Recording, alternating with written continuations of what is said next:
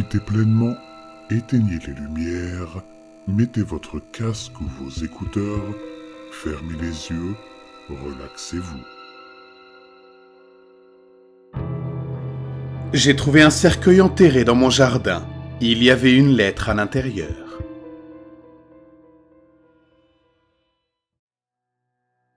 Ma femme m'a quitté l'hiver dernier. J'aimerais dire que ce n'était pas mérité, mais la vérité, c'est que je passais lentement du statut de buveur social à celui d'ivrogne négligé depuis quelques années. Si je l'ai jamais été, j'ai certainement cessé d'être un bon mari ou un bon père ces 2 dernières années. Et c'est un miracle que Sandra ait essayé aussi longtemps qu'elle l'a fait avant d'emballer nos petites filles et de retourner dans son ancienne ville natale. Après plusieurs mois d'apitoiement et de dégoût, j'ai commencé à me ressaisir. J'ai commencé à assister à des réunions de groupe, à travailler plus dur à mon travail et à reconstruire une vie pour moi et les gens que j'aime. Je n'ai jamais eu l'illusion que ma femme et moi allions nous remettre ensemble. Certaines choses ne peuvent être ni dites ni défaites. Mais je voulais redevenir un bon père. Je voulais obtenir la garde conjointe et avoir une maison où mes enfants pourraient venir et se sentir à l'aise. Pas les voyages forcés que j'avais vus chez certains pères divorcés qui ne voulaient pas vraiment voir leurs enfants, ou qui du moins ne faisaient pas grand-chose pour faire une place à un enfant dans leur vie et dans leur maison. J'ai donc aménagé des chambres pour chacune d'entre elles. Elles sont venues avec leur mère et ont choisi les couleurs des murs et les meubles qu'elles voulaient. J'étais ravi de les voir, mais aussi qu'elles aient l'occasion de me voir. Sandra m'a serré dans ses bras lorsqu'elles sont parties, en m'avouant qu'elle était si heureuse que j'aille beaucoup mieux. Elle a ajouté que si je continuais ainsi, elle serait heureuse d'accepter la garde partagée. Cela m'a encore plus motivé. L'été arrivait dans quelques mois et j'espérais pouvoir passer du temps avec elle pendant les vacances scolaires. J'ai donc cherché des programmes d'été, des attractions et des parcs où nous pourrions aller. Et j'ai entrepris de demander à quelqu'un d'installer une piscine chez moi. Cela faisait des années que nous parlions d'une piscine, mais nous n'avions jamais eu l'argent nécessaire. Étonnamment, le fait de travailler dur et de ne pas gaspiller de grosses sommes d'argent dans l'alcool m'a permis d'économiser assez rapidement pour verser un bon acompte sur la piscine. Dès le mois de mai, j'ai fait travailler des ouvriers dans mon jardin avec une pelleteuse. C'était un samedi, et je les observais avec intérêt et satisfaction tandis qu'ils commençaient à creuser pour l'espace de la piscine. En quelques minutes, ils en avaient creusé une bonne partie, mais ils se sont arrêtés au milieu des bras levés et des cris. Je suis sorti pour voir ce qui se passait. Rick Jarvis, l'entrepreneur chargé des travaux, s'est approché de moi avec un regard étrange. « Dites voir, monsieur Sullivan, savez-vous si quelqu'un a été enterré sur cette propriété ?» J'ai commencé à rire, mais mon rire s'est éteint dans ma gorge lorsque j'ai réalisé qu'il était complètement sérieux. « Non, bien sûr que non. Êtes-vous en train de me dire que vous avez trouvé quelqu'un d'enterré dans mon jardin ?» Il a haussé les épaules avant d'enlever son chapeau et de s'éponger le front du revers de la main. « Je ne sais pas encore. Les garçons sont en train de se renseigner, mais ils pensent qu'ils ont trouvé un cercueil là-bas. » Le cercueil était une caisse en bois de 2 mètres de long et de 3 mètres de large, qui avait été enterrée à une dizaine de mètres de profondeur dans mon jardin, quelque temps avant que nous n'emménagions une dizaine d'années plus tôt sûrement. J'ai senti le poids de l'effroi et de l'anxiété lorsqu'ils ont retiré la boîte du sol à l'aide de sangles jaunes et l'ont fait glisser sur l'herbe à quelques mètres de là. L'un des hommes s'est approché de Jarvis et lui a dit qu'il pensait qu'il était vide parce qu'il était très léger. Et après avoir acquiescé, Jarvis s'est retourné vers moi. « C'est à vous de décider, monsieur.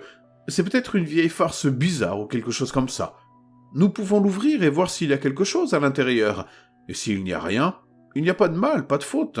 On retourne creuser.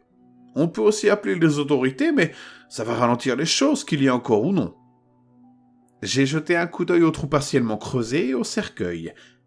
Plus de temps signifierait plus d'argent, et cela ne ferait pas de mal de regarder. Je me suis retourné vers l'entrepreneur et j'ai hoché la tête. « Oui, allez-y et vérifiez. Inutile d'appeler quelqu'un si nous ne trouvons rien. » Jarvis sourit et appelle 2 de ses hommes avec un pied de biche. Avec quelques grognements et le crissement de clous rouillés, ils ont enlevé le couvercle du cercueil. Je me suis approché lorsque le couvercle de bois est tombé, et j'ai ressenti un grand soulagement lorsque j'ai vu qu'il était complètement vide. Enfin, presque vide. Il y avait plusieurs feuilles de papier éparpillées sur le sol du cercueil, ainsi qu'une petite lampe de poche en métal, en grande partie corrodée, qui semblait avoir 40 ou 50 ans. En regardant de plus près, l'un des hommes trouva également une petite pierre noire et le bout d'un vieux crayon de bois. Jarvis ramassa les objets et me les tendit comme une offrande. « Où voulez-vous que je mette ces objets, monsieur ? Ce sont les vôtres, après tout. » Son expression était indéchiffrable, mais je pouvais entendre un fil de tension se réverbérer dans ses mots. J'ai failli lui dire de tout jeter, mais j'avais vu de l'écriture sur ces pages et j'étais curieux. J'ai donc pris les objets et les ai emportés à l'intérieur. À mon retour, j'ai empêché 2 hommes de traîner le cercueil en leur disant que je m'en occuperais. Je ne voulais pas qu'ils perdent plus de temps et je n'avais pas encore décidé de ce que je voulais en faire. Ils avaient déjà remis le couvercle sur le dessus, alors j'ai traîné l'ensemble sur le côté de mon garage avant de le poser. Ce faisant, le couvercle a de nouveau glissé et s'est retrouvé pour la première fois face intérieure vers le haut. L'intérieur du couvercle était couvert de rayures. Des égratignures sombrement tachées qui auraient facilement pu être du vieux sang séché. J'ai eu la chair de poule. Je me suis approché et j'ai vu ce qui ressemblait à un petit morceau d'ongle dépassé de l'une des profondes rainures du bois taché. Comment tout cela était possible ? Tout était sûrement faux, sinon il y aurait un corps, n'est-ce pas ? En jetant un coup d'œil autour de moi, j'ai vu que personne d'autre ne pouvait voir le couvercle depuis l'endroit où il travaillait. Et je me suis surpris à espérer secrètement qu'il ne l'avait pas remarqué avant. Je voulais avoir le temps de réfléchir avant que quelqu'un ne se mette à crier que quelqu'un avait été assassiné ou enterré vivant à l'endroit même où je prévoyais d'installer une piscine pour mes petites filles. Après avoir recouvert le cercueil d'une bâche trouvée dans le garage, je suis retourné à l'intérieur pour examiner les objets que nous avions trouvés. Le rocher, enfin la petite pierre, était un petit ovale de pierre noire et lisse. Il était plat. En le tenant dans la paume de ma main, j'ai été surpris par son poids et par la fraîcheur qu'il dégageait. La pierre avait une texture presque grasse, et après quelques instants, je l'ai reposée avec un léger dégoût. La lampe de poche, elle, ne fonctionnait pas, bien sûr, mais d'après ce que je pouvais distinguer de sa forme sous la rouille verte, elle me rappelait les lampes de poche que j'avais vues dans la maison de mon grand-père lorsque j'étais enfant. Il avait travaillé comme plombier pendant la majeure partie de sa vie, et il gardait toujours une grosse lampe de poche en argent à portée de main.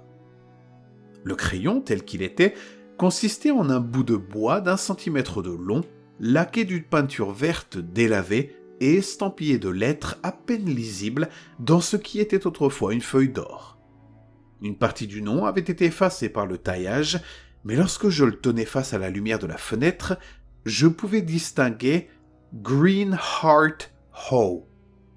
Cela ne me disait rien, alors je l'ai mis de côté et j'ai commencé à jeter un coup d'œil sur les papiers. Le papier était manifestement ancien et de très bonne qualité. Il ressemblait plus à un drap de lit qu'à du papier auquel j'étais habitué, et j'étais impressionné qu'il ait survécu aussi longtemps dans l'humidité de la terre. Non seulement il avait survécu, mais il était assez lisible. La plupart des pages étaient remplies d'un gribouillage soigné au crayon et clairement numérotées comme les pages d'une longue lettre. La dernière page était écrite en gros caractères, sur toute la longueur d'une feuille. Les lignes noires de plomb semblaient hurler sur la page. « Ne prenez rien du cercueil. Enterrez-le encore et toujours. Ne pas toucher la pierre. Ne répondez pas aux fossoyeurs. » Ma bouche s'est asséchée à la lecture de ces mots. Je n'avais pas l'impression qu'il s'agissait d'une étrange plaisanterie, et ma curiosité s'était transformée en une peur acide au plus profond de mon ventre. À ce moment-là, je me suis senti sûr de mes actes, convaincu que je devais faire ce que le message exigeait, du moins du mieux que je le pouvais. J'ai rassemblé les autres pages et le crayon avec l'intention de tout remettre dans le cercueil et de leur dire de l'enterrer à nouveau. La piscine pouvait attendre ou aller ailleurs. Je ne suis pas superstitieux de nature, mais quelque chose ne tournait pas rond dans tout ça, et je ne voulais pas en faire partie. Je me suis arrêté net lorsque j'ai réalisé que je ne voyais plus la pierre. Déglutissant, j'ai vérifié sous la table et tout autour du sol. De plus en plus désespéré, j'essayais d'imaginer qu'un miracle de la physique avait permis à la pierre de rouler plus loin. Mais elle était plate, et j'étendis mes recherches à mon salon et aux pièces adjacentes pour la trouver, cette satanée petite pierre noire. Mais rien. Elle avait tout simplement disparu. Il n'y avait aucune chance que quelqu'un l'ait prise. Je m'étais tenu à moins d'1 mètre d'elle pendant tout le temps qui s'était écoulé, entre le moment où je l'avais posée et celui où j'avais constaté qu'elle avait disparu. Pourtant, j'ai envisagé de demander aux hommes à l'extérieur si quelqu'un avait vu la pierre ou l'avait prise. Je me sentais stupide à cette idée, mais ma gêne était dépassée par ma peur grandissante. J'ai étendu la main vers la porte qui menait à l'endroit où il travaillait, et je me suis figé en regardant par la fenêtre. Le travail s'était arrêté, et la plupart des hommes étaient rassemblés autour de Rick Jarvis, qui se débattait sur le sol comme s'il était en train de faire une sorte de crise. J'ai d'abord pensé à l'épilepsie, puis j'ai réalisé qu'il criait. Il se griffait les yeux en gémissant et même de loin, je pouvais voir le sang s'écouler sur la terre fraîchement retournée et sur les bottes de travail qui l'entouraient. Et ces hommes, ses amis et ses ouvriers n'essayaient pas du tout de l'aider. Ils se contentaient de regarder. Ils le regardaient et ils riaient tous.